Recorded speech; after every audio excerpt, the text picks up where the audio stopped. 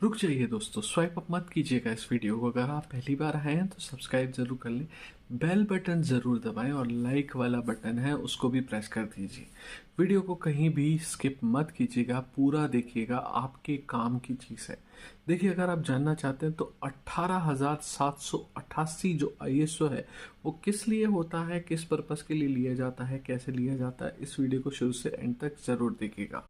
तो देखिए, इस 18,788 जो है आईएसओ वो रिक्वायर्ड होता है कि हाँ जी, आप किस तरीके से एक तरीके से डील कर रहे हैं कॉन्ट्रैक्ट्स में, या किसी भी तरीके से सेफ्टी कॉन्ट्रैक्टर के तौर पे काम कर रहे हैं, या उसमें डील कर रहे हैं, या सिक्योरिटी से रिलेटेड किसी चीज़ में डील कर रहे हैं ऑपरेशंस को लेके।